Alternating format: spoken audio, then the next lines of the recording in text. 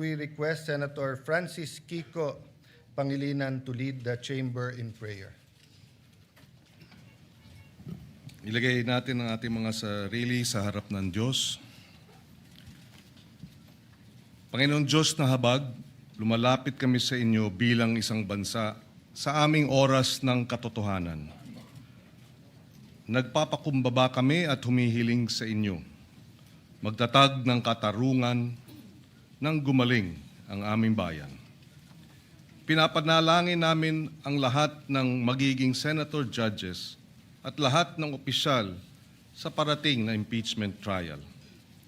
Naway ang magiging pasya, bawat pasya namin ay nakatuntong sa katotohanan, ebidensya at konsensya. Panginoong Diyos na ng katarungan, gabayan niyo kami sa paglilitis na haharapin upang masagot ng tama ang mga tanong na sino ba kami bilang mga Pilipino, bilang isang bayan? Patas ba ang batas dito sa lupang hinirang o kalasag lamang ng makapangyarihan? Tulungan niyo po kaming gawing daan din ito tungo sa katarungan at katotohanan para sa bawat Pilipino, lalo na sa madaling apihin at abusuhin. Panginoong Diyos ng kasaysayan, tulungan niyo po kaming sagutin ang hamon ng panahon at unahin ang interes ng bayan at hindi ng sarili.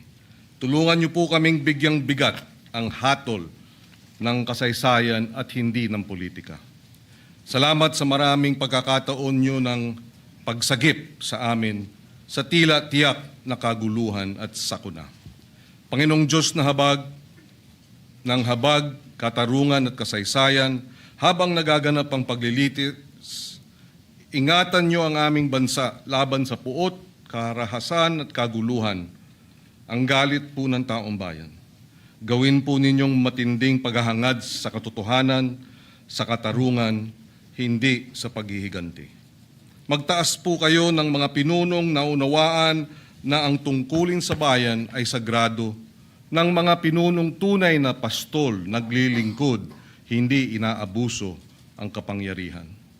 Padaluyin ninyo ang katarungan sa Pilipinas na parang ilog at ang katwiran na parang batis na hindi natutuyo. Sa inyong habag ang paglilitis na ito, gawin niyo pong simula ng pagbabago tungo sa katapatan, pananagutan, paghilom ng aming bayan. Sa inyong banal na pangalan, kami ay nananalangin. Amen. Thank you, Senator Pangilinan. The Servus Dei Vocal Ensemble will lead us in the singing of the Philippine National Anthem. The group will also render a song entitled Bagani after singing the National Anthem.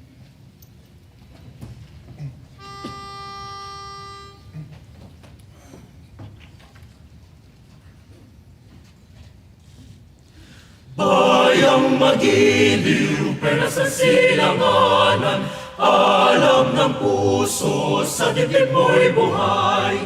Lupang hinirang, duyan ka ng magiting, sa manlulupig, di ka pasisingin. Sa dagat at bundok, sa simoy at sa langit mong bangka, may dilag ang tula at awit sa paglayang minamahal.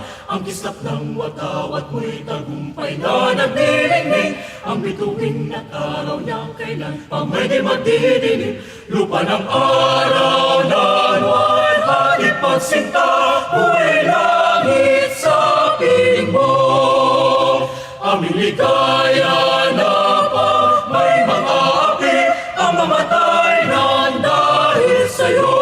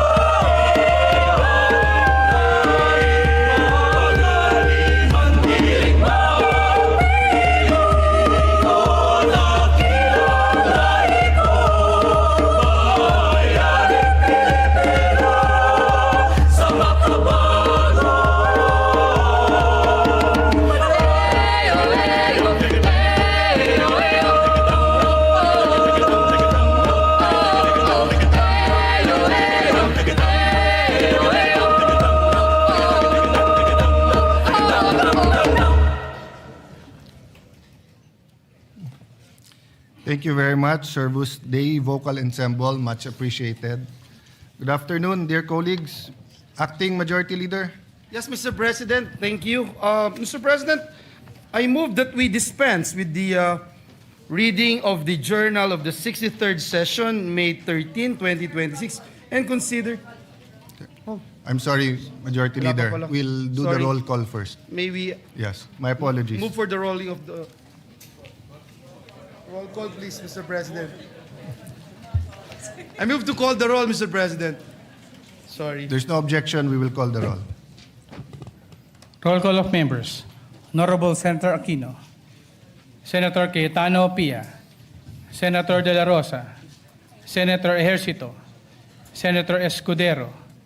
Senator Estrada. Senator Gatchalian. Senator Go. Senator Hontiveros.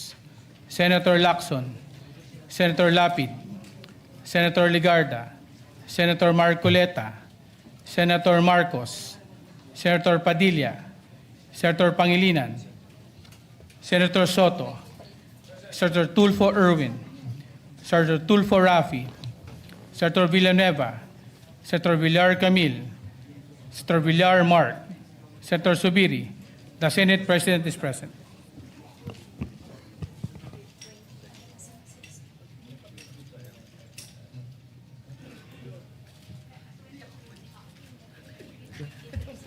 With 23 senators, Senator Bato is absent? Okay, with 23 senators present, the chair declares presence of a quorum. Thank you, Mr. President. Before we proceed, may I just be allowed to recognize guests from the gallery, guests of Senator Ligarda, Mayor Mar Mission of San Remigio Antique. Mr. President. Mr. President, at this juncture, we would like to, first of all, put on record our sincerest thanks and gratitude for the valuable contribution of our Secretary General of the Senate. And I've seen firsthand his sacrifices and willingness to walk the extra mile just to preserve the dignity of the institution. So we just want to put that on record. At the right time, I think we should honor him with a resolution. Yes. And is he also the first to be a SecGen of both the House and the Senate? And to be fair, he actually resigned right away. I asked him to continue. And actually, I'm asking him to continue in a different manner. But dear colleagues, the SecGen Mendoza did a great service to both houses. We and I'd wanted like to put on recognize- record, the name is Dong Mendoza, Yes. former congressman of the great province of Batangas. And with that, Mr. President, and following the relinquishment of the position by our former Secretary of the Senate, I move that we proceed to the election of a new Secretary of the Senate. So move, Mr. President. Yes. I consulted the minority leader, and because the SecGen will also be the clerk of court of the impeachment proceeding. So there are no objections. We will proceed. Thank you, Mr. President. Mr. President, in accordance to Rule 2, Section 2 of the Rules of the Senate, may I respectfully nominate Jose Luis Garcia Montales as the new Secretary of the Senate. So move, Mr. President. Is there any objection? Hearing none. Thank you, Mr. President. And there being no other nominations, may I respectfully move that the period of nominations be closed. So move, Mr. President. Is there any objection? Hearing none. The motion is approved. Pursuant to the rules of the Senate, there being no other candidate for the position of Senate Secretary, the voting will be viva voce. Those voting for Attorney Montales, please say aye. The ayes have it. Congratulations, Attorney Jose Luis Montales. Those who are against, say nay. Okay. Thank you very much for. The ayes have it. And Jose Luis Montales is hereby declared as proclaimed as the Secretary of the Senate, the second to have been both SecGen of the House and the Senate. Thank you, Mr. President. May I move for a minute suspension to allow our new Senate Secretary to ascend the rostrum and take his oath. So move, Mr. President. No, thank you. Thank you.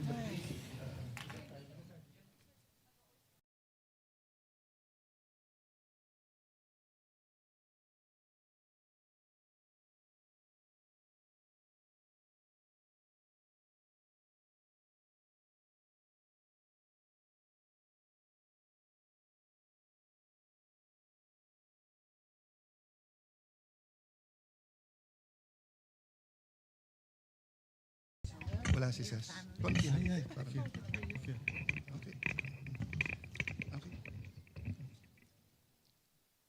I state your full name. I, Jose Luis Garcia Montales, Having been elected to the position of Secretary of the Senate, having been elected to the position of Secretary of the Senate, do hereby solemnly swear do hereby solemnly swear that I will well and faithfully discharge, that I will well and faithfully discharge, to the best of my ability, to the best of my ability, the duties of my present position, the duties of my present position, and of all others I may hereafter and of all others I may hereafter hold under the Republic of the Philippines, hold under the Republic of the Philippines, that I will support and defend the Constitution of the Philippines, that I will support and defend the Constitution of the Philippines, that I will obey the laws, that I will obey the laws, legal orders, and decrees legal orders, and decrees promulgated by the duly constituted authorities, promulgated by the duly constituted authorities, and maintain true faith and allegiance and maintain true faith and allegiance to the Republic of the Philippines, to the Republic of the Philippines, and that I impose this obligation and that I impose this obligation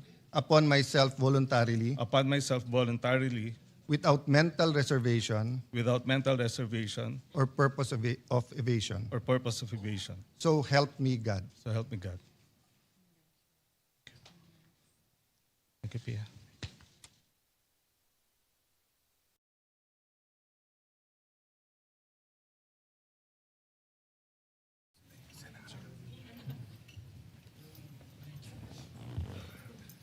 Nandiyan na yung sana.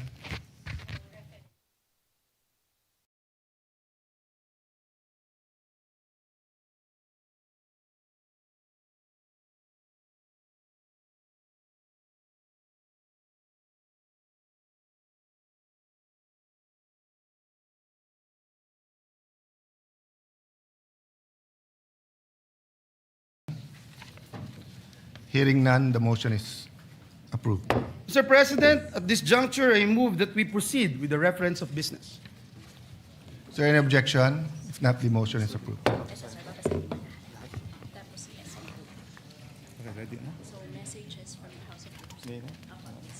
Messages from the House of Representatives. Letter from the House of Representatives transmitting to the Senate 27 copies of Committee Report number 261 on House Resolution number 989 titled Resolution Setting Forth the Articles of Impeachment against Vice President Sara Duterte, together with the annexes thereto, and 27 USB devices containing file copies of the above.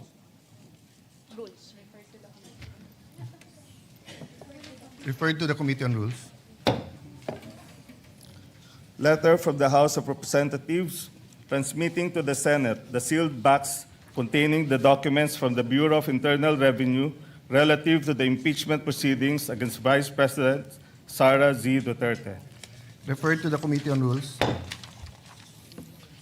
Letter from the House of Representatives informing the Senate that, in accordance with Section 16, Rule 6 of the Rules of Procedure in the impeachment proceedings of the House of Representatives, 20th Congress, Representatives Luisro, Ridon, Gutierrez, Zamora, Defensor, Diokno, De Lima, Bagao, Flores, Suwan, and Chua have been elected as prosecutors in the impeachment trial against Vice President Sara Duterte.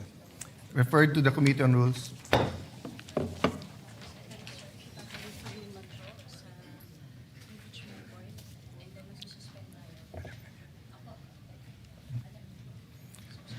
Acting Majority Leader. Mr. President. Yeah. Mr. The President. Minority Leader is recognized. I heard, and we saw the notice, the message from the House of Representatives, and you have referred the articles of impeachment to the Committee on Rules. May we know if we have already constituted the Committee on Rules? The Committee on Rules is in the acting capacity.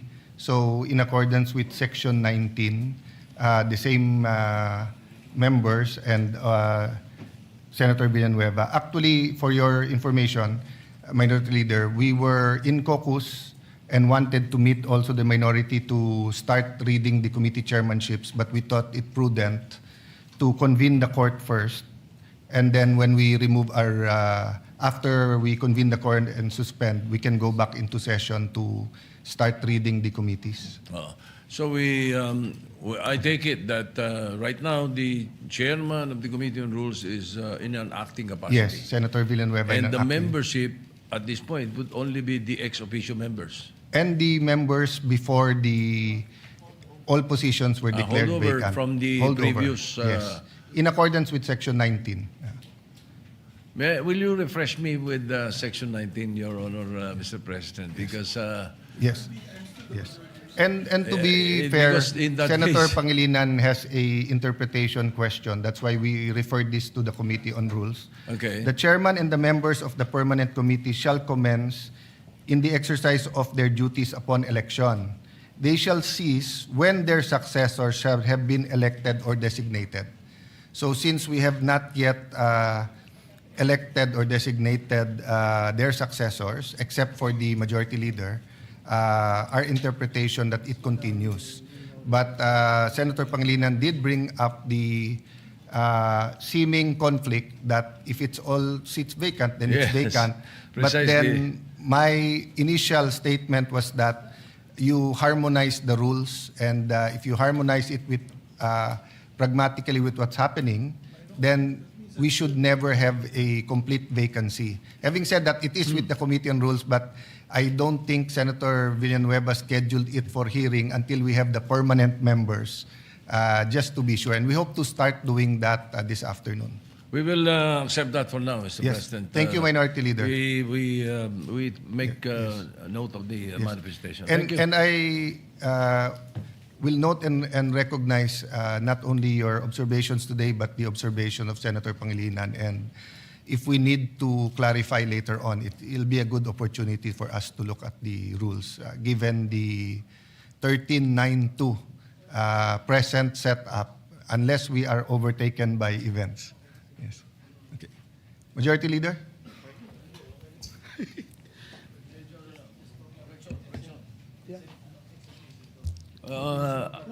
Correction, Mr. President, 1311.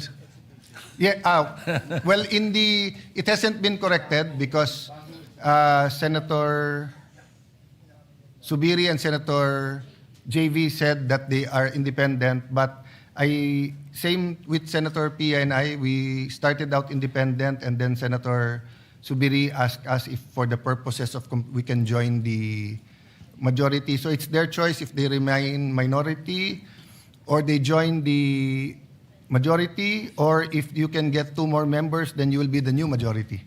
Yes, Mr. President. Mr. President, may I? Of course. Former Senate President Zubiri. Thank you very much, Mr. President. I would like to be associated with the minority bloc, Mr. President, if I may. Binatikos nga ako nila, sabi nila na ako ko'y nag-fence sitting at nag-abstain. Nag-abstain lang ako para have a free hand to vote on which issue that I think is important for the Filipino people. But when it comes to the organization, I would like to associate myself with the minority, Mr. President. Thank you. Thank you, Senator Zubiri. Yes. So, Senator Ejercito would also like to manifest. Yes, first of all, Mr. President, I'd like to thank Mr. President for the trust and honor that I was offered to become the majority leader. But as I have mentioned to you personally, that as of this time, I would rather maintain my independence, and with what is happening all over, I think I will be able to perform my task very well and my pet programs very well as an independent. But again, nonetheless, Mr. President, I would like to thank you for the trust and confidence. Being majority leader is a very, of course, it's one of the most powerful, we would say, position in the Senate. But I guess I have, at this point, I would like to maintain my independence. Mr. And President. I also understand, I also recognize that you will say that you will be our number 14, but until the time that we vote, any member, we have to respect their decision and always ascribe good faith. So we will continue to be good friends despite the political divisions or the nomenclature of who is in the majority or the minority. So for the purposes of today to the future, and unless a change is made, will you be an independent or will you be with the minority? Yes, for now, Mr. President, I'll be with the minority. Okay. But again, I would like to thank you for Yes. that and for the respect. And we will all still be friends no matter what. Thank you, Mr. Thank you, President. Senator Ejercito. So the Secretariat has that noted and we can now compute the membership at a 13-11 proportion. So that we do not, we're not accused of any delay. Acting Majority Leader, what's your pleasure Yes, Mr. about the President. articles of Yes, impeachment? yes, that has Mr. been President, just to referred? put on record, as Senator JV made mention, this his statement is for the purposes of proportional representation in the membership of committees. Also, Mr. President, Senator Lacson asked this representation to put also on record the membership of the Senate Committee on Rules or ex officio members would have to be the new ex officio members. So just to put Yes. that on record, Mr. President. That's a correct observation Yes. from Senator Lacson. Thank you. Mr. President, with the permission of the body, the articles of impeachment have been referred to the Committee on Rules. May I respectfully move to refer the articles of impeachment to the Impeachment Court. I so move, Mr. President. Is there any objection? There's no objection. It is so referred. Mr. President, may I move that we suspend the session to convene the Impeachment Court. So move, Mr. President. If there's no objection, we will suspend and convene the impeachment court.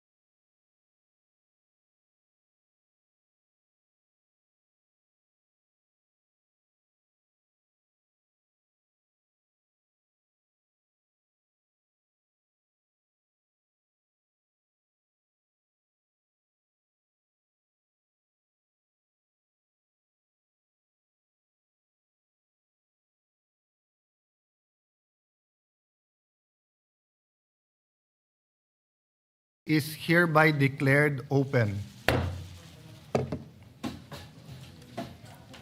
The clerk of court is directed to make the proclamation. All persons are commanded to keep silent under pain of penalty while the Senate is sitting in trial on the articles of impeachment against Vice President Sara Zimmerman Duterte. The clerk of court will please call the roll. Roll call of members. The Honorable Senator Judges Aquino, Cayetano Pia, De La Rosa, Ejercito, Escudero, Estrada, Gatchalian, Go, Ontiveros, Lacson, Lapid, Legarda, Marcoleta, Marcos, Padilla, Pangilinan, Soto III, Tulfo Erwin, Tulfo Rafi, Villanueva, Villar Camille, Villar Mark, Zubiri, the Senate President. With 23 senator judges present, the chair declares the presence of a quorum. Senator Judge Villanueva. Yes, Mr. President, Sir Presiding Officer, may we request Senator Judge Camille Villar to ascend the rostrum to administer the oath of the Senate President.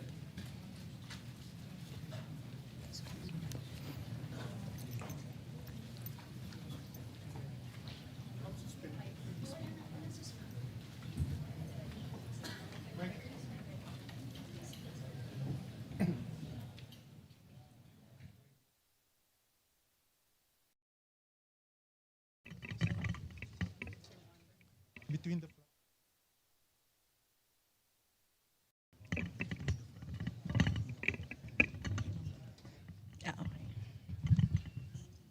Anytime. Please raise your right hand. Impeachment trial of Vice President Sara Zimmerman Duterte. I state your name, I, Alan Peter Compañero Shram Cayetano, solemnly swear solemnly swear that in all things appertaining to the trial of the impeachment of Vice President Sara Zimmerman Duterte, that in all things appertaining to the trial of the impeachment of Vice President Sara Zimmerman Duterte, now pending, I will do impartial justice according to the Constitution. I will do impartial justice according to the Constitution and laws of the Philippines. and the laws of the Philippines. So help me God. So help me God.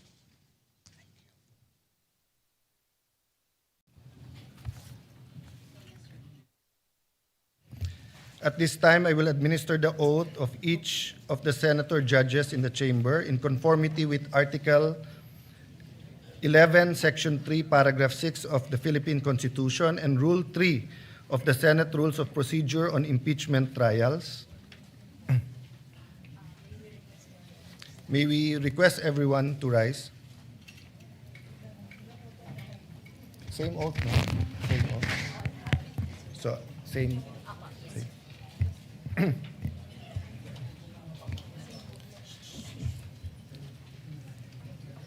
I state your name. Solemnly swear that in all things appertaining to the trial of the impeachment of Vice President Sara Zimmerman Duterte,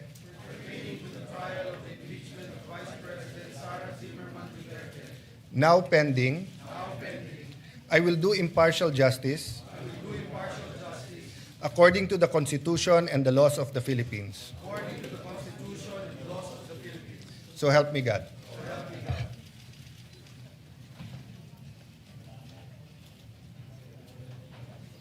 Senator Judge Villanueva. Thank you, Mr. President. Last Thursday, May 14, 2026, the House of Representatives, through Secretary General Cheloy Garafil, personally delivered to the Senate the articles of impeachment against Vice President Sara Zimmerman Duterte, pursuant to Article 11, Section 3, Paragraph 3 of the Constitution, and Rule 4, Section 11 of the Rules of Procedure in the impeachment proceedings of the House of Representatives. Earlier today, the articles of impeachment were referred to the Committee on Rules and consequently to the Senate sitting as an impeachment court. Mr. President, the articles of impeachment against Vice President Sara Zimmerman Duterte with its annexes are now presented to the court for proper disposition and action. The same is duly noted and made of record.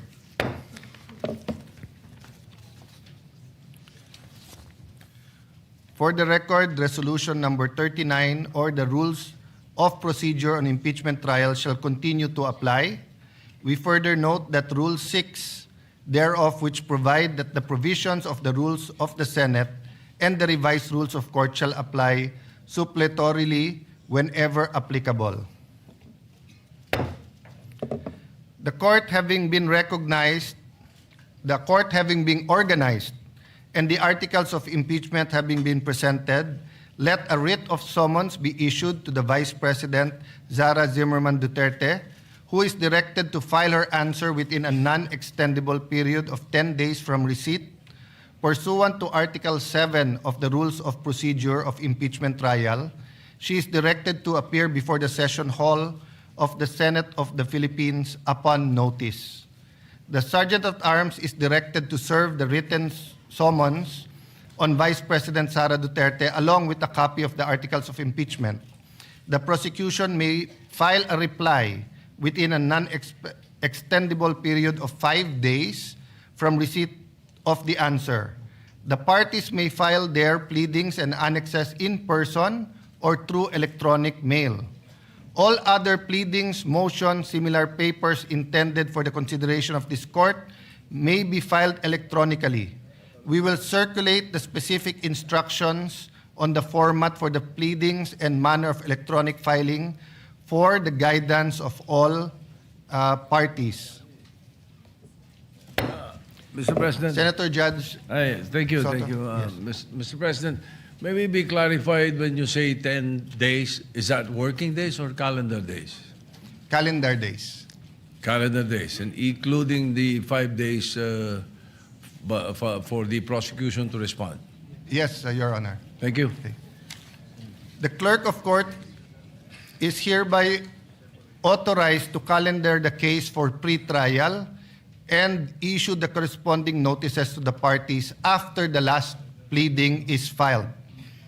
Upon conclusion of the pre-trial, the trial proper shall commence on a date and time fixed by the court, of which the parties shall be duly notified. I approached members of the minority of the Senate, and then later on I will approach the senator judges that we will fix the calendar together, and in pursuit of impartial justice, we will come up with a impeachment calendar that is fair to the prosecution and to the defense, and will allow us to continue to function in the legislative side of our work. Any other matter? If there no other matter, the session is suspended.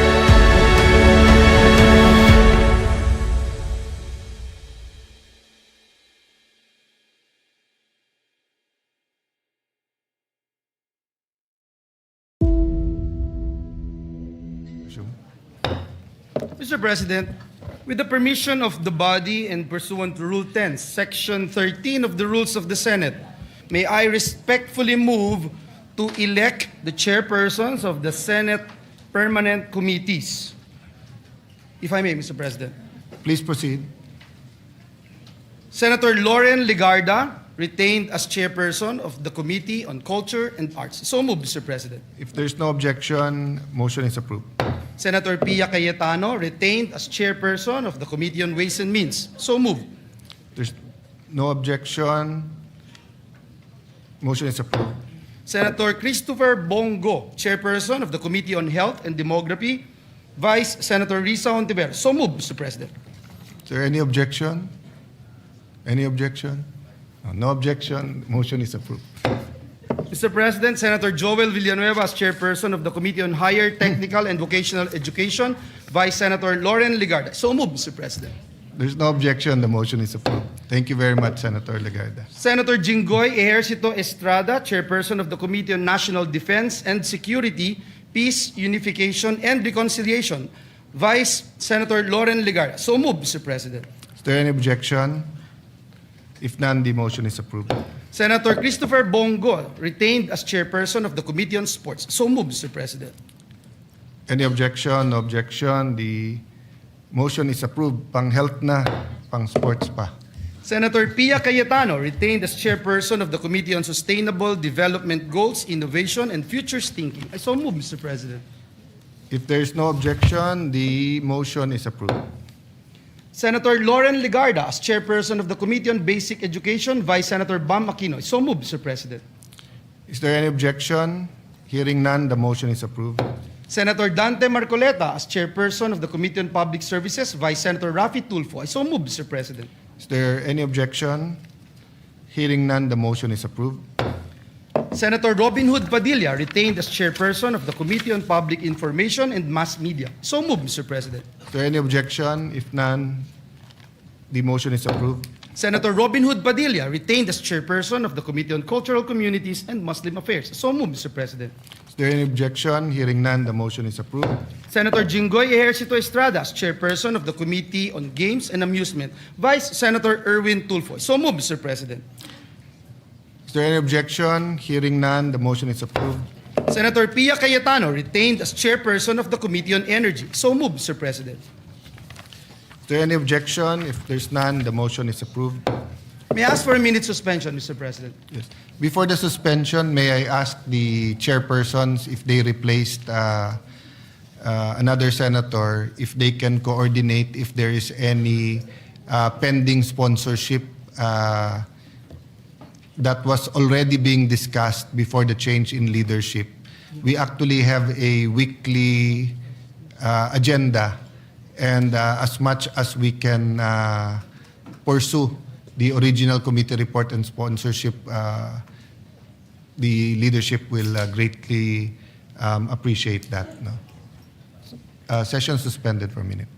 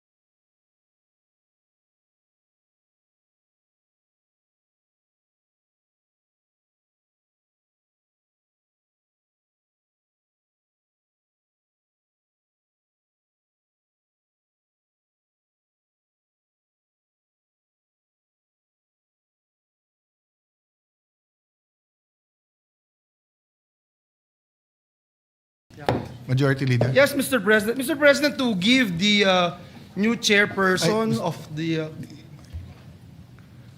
Mas for... Are we going to elect the Oh. Majority Leader? Mr. President,